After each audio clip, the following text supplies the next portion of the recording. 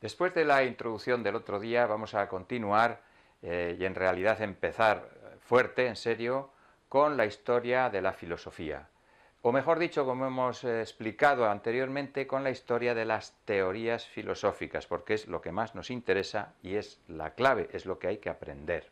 Y es lo que voy a intentar aquí facilitaros su comprensión. Bien, la filosofía como un saber nuevo, como un saber, digamos, con las características que hoy lo conocemos, sabéis, porque lo explicamos, que nació en el siglo VI antes de Cristo y en un lugar determinado, que es la antigua Grecia.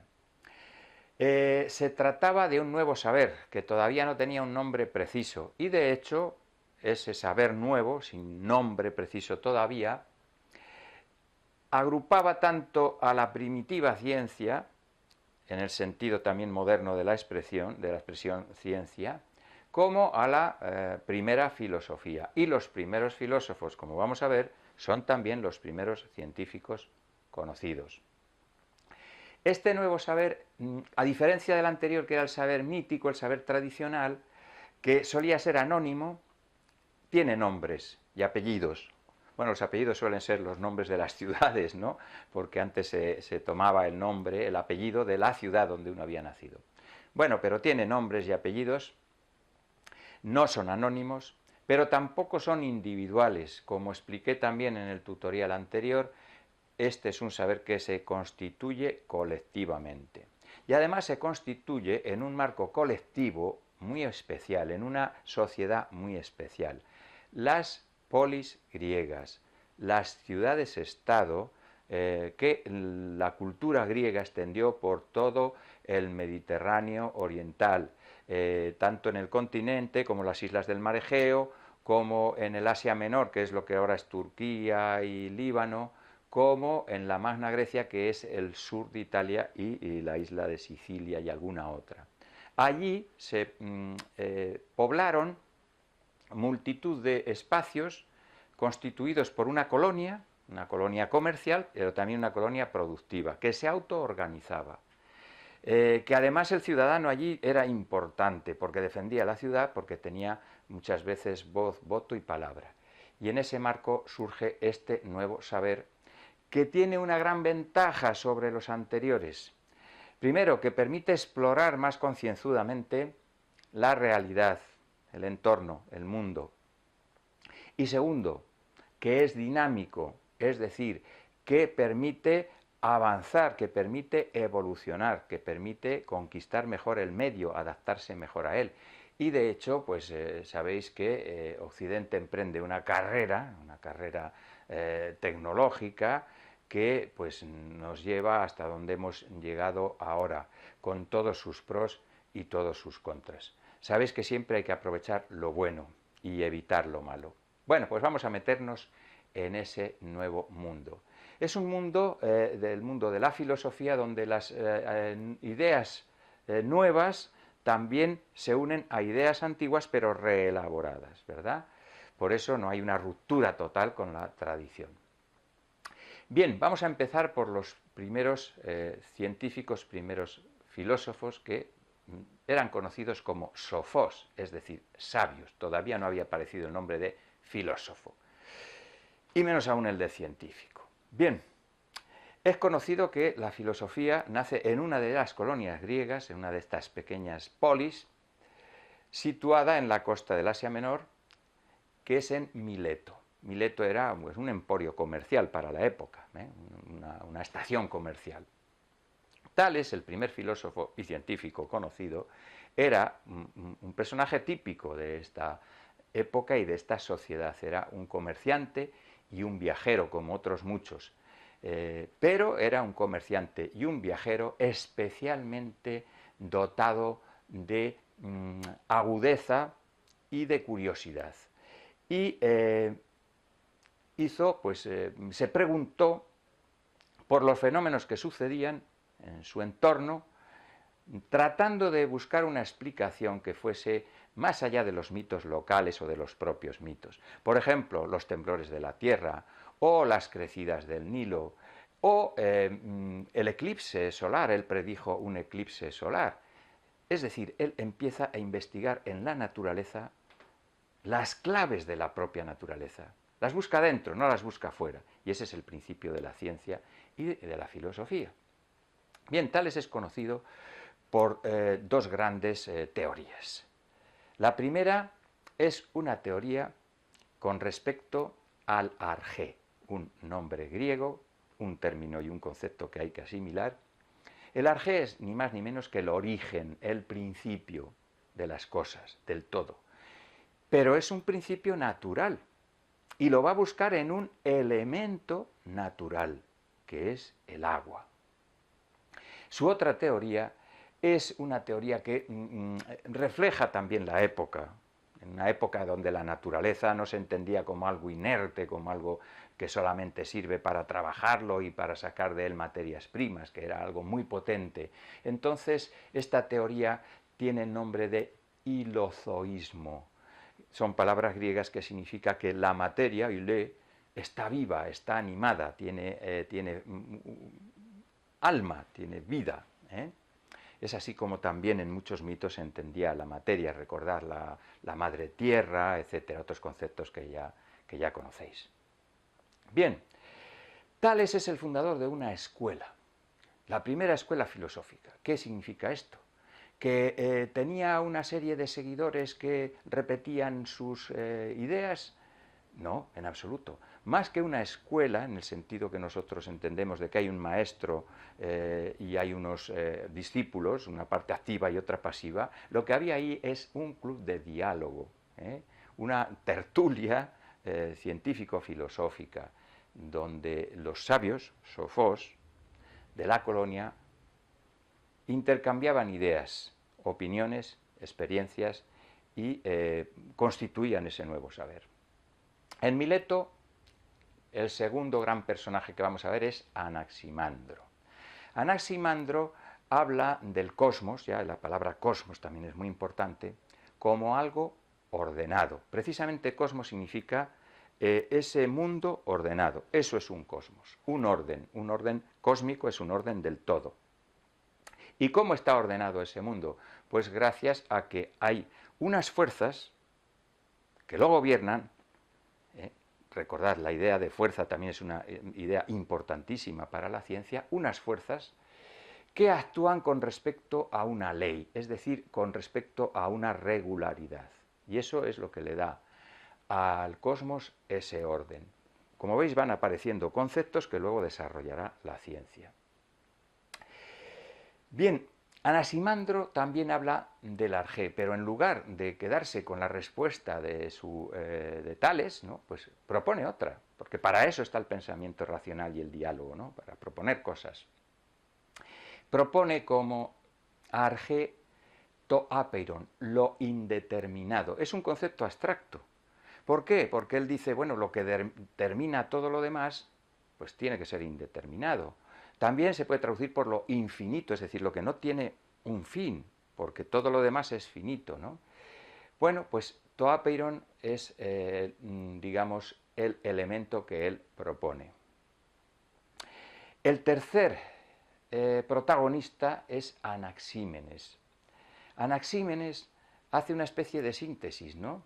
Con el arjé, dice, vamos a buscar un principio de todo, pero vamos a buscar un principio que sea indeterminado, es decir, que no tenga una forma precisa, pero que sea físico, como el agua, que había propuesto Tales, y lo encuentra en el aire. El aire además tiene un dinamismo, ¿no? El aire es intangible, pero a veces realmente pues, se transforma como en calor, incluso en fuego, o se condensa, se enrarece, y mediante esas transformaciones de ese elemento único podemos explicar, según Anaxímenes, toda la realidad. Y él explica, por ejemplo, cómo en el microcosmos que somos nosotros, ¿no? El aire, cuando estamos vivos, se manifiesta en el calor que sale por nuestro aliento, ¿verdad? Es aire caliente, signo de la vida. Y en el macrocosmos, en el universo, el aire caliente, se manifiesta en ese fuego cósmico que él entendía que había en las esferas del cosmos. Entre las esferas había un fuego que se veía por una especie de agujeros que eran precisamente los los cuerpos celestes. Bueno, estos tres autores son lo que se llama monistas. ¿Qué es el monismo? Que hay un solo elemento explicativo de algo, en este caso explicativo del origen del cosmos. Los tres son monistas. Vamos a ver otro importante filósofo muy antiguo, estamos hablando del siglo VI a.C., por lo tanto, pues apenas se conserva nada de ellos, más que testimonios, a veces indirectos, pero todo el mundo conoce a Pitágoras. Pitágoras es famoso por su teorema, también Tales, recordad, tuvo un teorema, por eso digo que son los primeros geómetras, los primeros matemáticos, los primeros astrónomos. Bien, pues Pitágoras introduce una novedad de análisis, porque lo que él propone como arjé es también algo abstracto, que es el número. Pero el número, es decir, los números. El número se origina a partir de una dualidad, el 1, el impar, y el 2, el par. A partir, fijaros que está anticipando el lenguaje binario de los ordenadores, ¿no? Bueno, a partir de esa combinación del 1 y el 2, de esos dos elementos surgen todos los demás números, pero surge, según él, todos los demás elementos de la naturaleza. Por ejemplo, pues surge, en primer lugar, las figuras geométricas, los cuerpos celestes, pero incluso cosas tan, digamos, importantes y etéreas como la música. Él fue quien descubrió, bueno, su escuela, la escuela pitagórica, quien descubrió la proporción que hay entre las notas musicales y segmentos o proporciones matemáticas. Es como si entendieran que todo el cosmos está construido con unas claves matemáticas, donde lo más perfecto está ahí arriba, ¿no? Esta es una idea que luego se va a reflejar en Platón, y luego pues hay otras cosas menos perfectas según pues la numeración se va complicando, por así decirlo. Aquí aparece un dualismo. No hay un solo principio, sino que todo se origina a partir de la alternancia entre el par e impar. También hay un dualismo de otro tipo, porque la escuela pitagórica, influida quizás por corrientes como los órficos o corrientes místicas orientales, creían en la naturaleza divina o espiritual del alma humana. El alma humana no pertenecía, por lo tanto, a lo material, a la physis, sino que era algo aparte y por lo tanto inmortal. Creían en la transmigración, es decir, como era inmortal, el alma tenía que vagar, y eso llevaba toda una mística asociada pues a un estilo de vida para que el alma se pudiese purificar. Bien,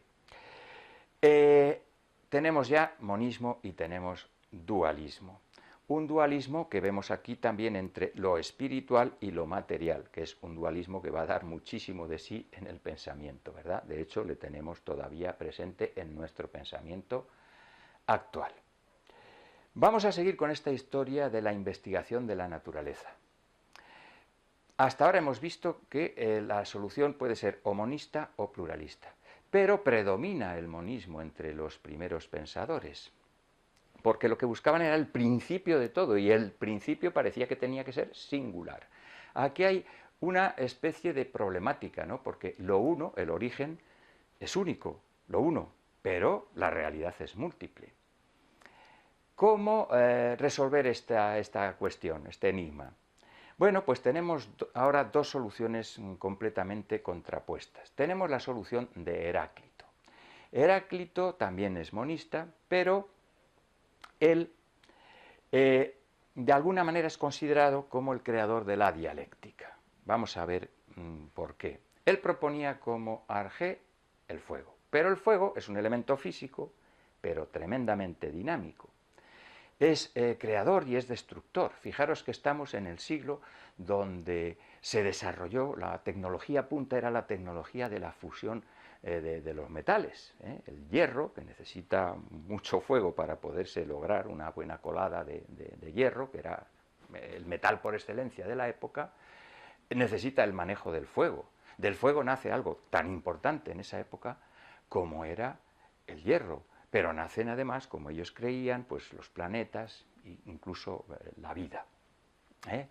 Entonces, lo que dice Heráclito es que el arjé es uno solo, pero es un elemento dinámico.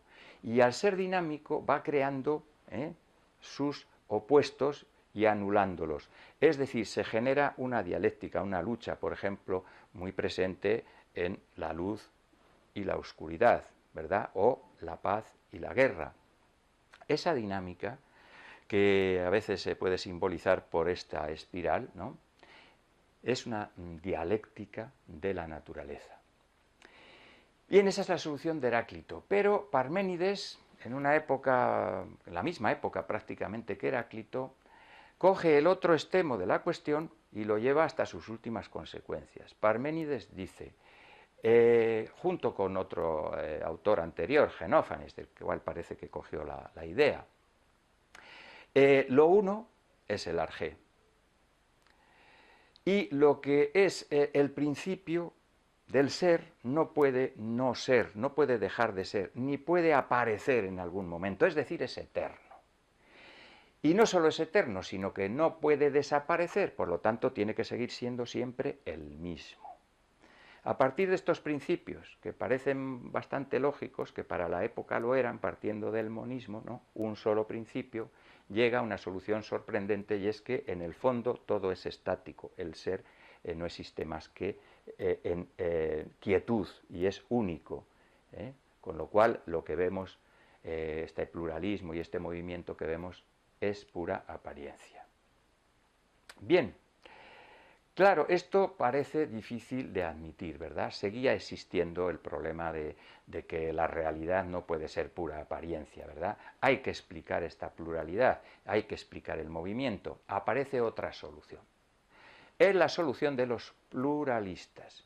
Es decir, vamos a pensar que los elementos, en lugar de ser uno solo, son varios. Han existido desde siempre, pero son varios. Bien, si son varios, se pueden combinar entre ellos y dar lugar a múltiples cosas diferentes.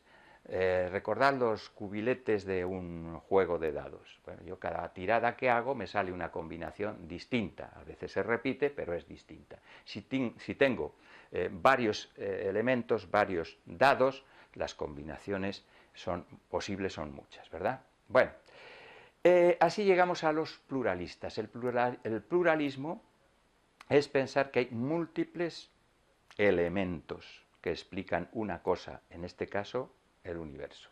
Vale.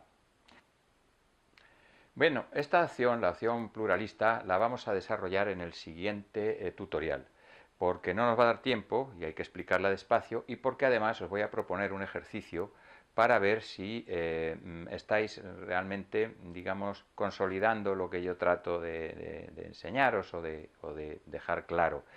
También me lo podéis indicar pues dando el ok o poniendo alguna observación que a mí me oriente si vamos por buen camino. Venga, pues muchas gracias y hasta el próximo, que es la continuación de este.